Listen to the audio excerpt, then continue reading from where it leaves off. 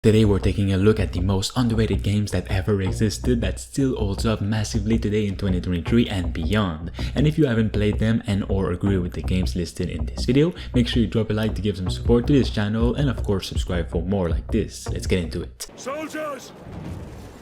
A great battle awaits us!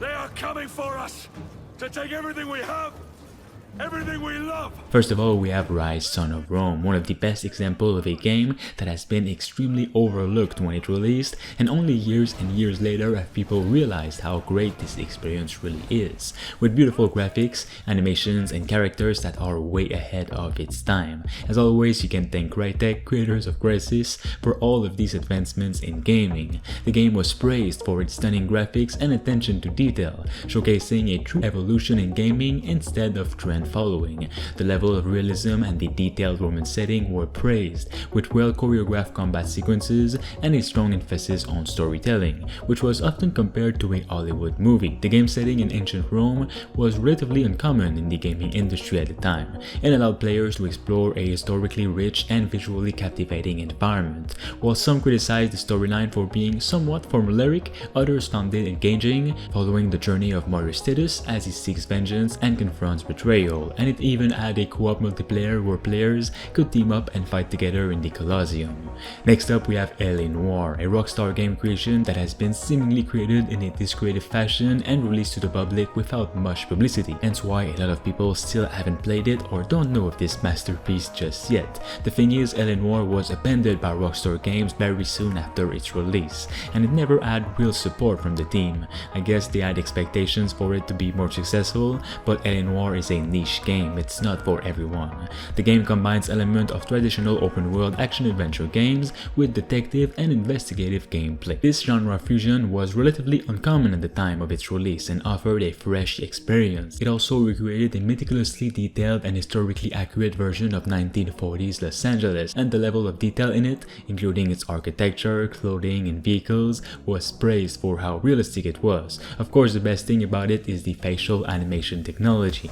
The game introduced a groundbreaking facial animation technology that had never been seen before, even today in 2023, called motion scan, which allowed for incredibly realistic character expressions and helped players read suspects and witnesses during interrogations. Next up, we have Mad Max. What a game this is, yet a lot of people still don't know about it and will never do because a sequel is probably never happening, which is so unfortunate. It's a massive open world action game that is so empty yet so full of life. It's hard to explain why Mad Max is so good, it just feels right. The game beautifully captures the gritty and desolate atmosphere of the Mad Max universe. The barren wastelands, the brutal, rusty aesthetic give us an actual immersive post-apocalyptic setting, and it also excels in vehicular combat and exploration, allowing players to engage in intense car battles and customize their vehicles with various weapons and upgrades. The vehicular combat system was deep and satisfying, as well as the combat system itself. While the physics and the exploration was as good, it's awesome finding secrets and just driving around in the sand. The game features a vast and open wasteland to explore, filled with diverse landscapes, hidden treasures, and different missions, and an actual survival system with resource management like fuel, water, and ammunition. The game also features environmental hazards like sandstorms, tornadoes, and treacherous terrain. Next up, we have Ancestors: The Humankind Odyssey from the actual creators of Assassin's Creed. Believe it or not, I am still playing this amazing game to this day.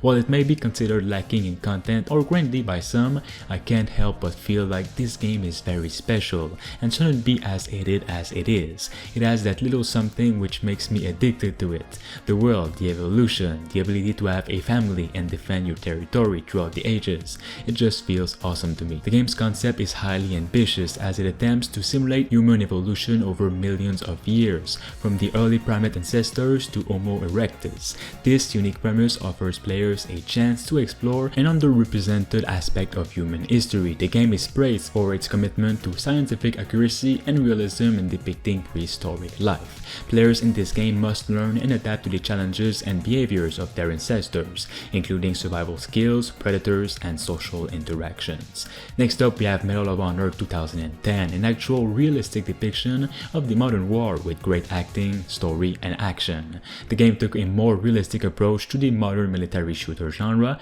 emphasizing authentic military tactics and equipment. It aimed to provide a more genuine portrayal of modern warfare compared to some of its competitors at the time.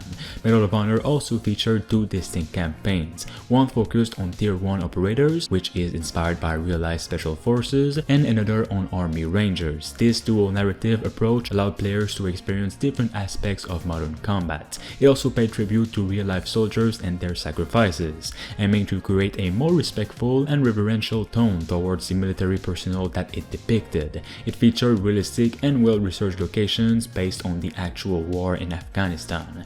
Next up, we have Sunset Overdrive, what might be Insomniac's most underrated game ever.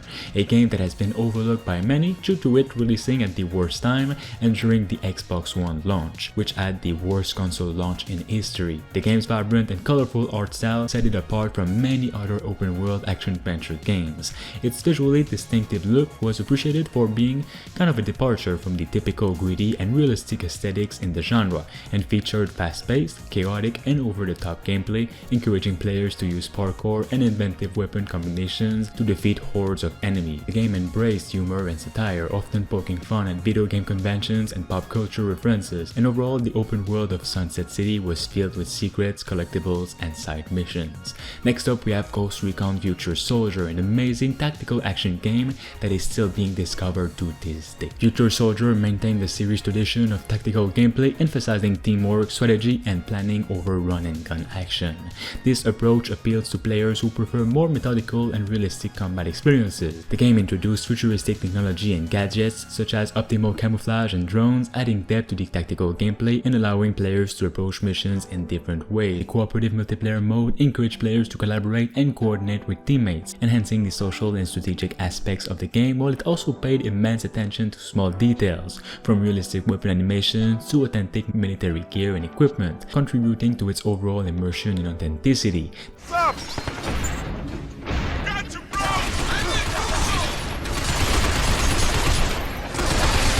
Next up, we have Binary Domain, which is a game that so many people do not know about, yet its campaign is absolutely awesome and the action is also great, where you're able to dismember the robots coming at you. The game is set in a dystopian future Tokyo, where humans coexist with highly advanced humanoid robots, and features an interesting narrative that explores themes of artificial intelligence, ethics, and the blurred lines between man and machine. It encouraged players to think about the consequences of their actions in a world where robots have gained sentience. It also introduced a voice recognition system that allowed players to issue orders to AI squad members using a microphone. While it had its limitations, the feature was innovative and immersive for its time.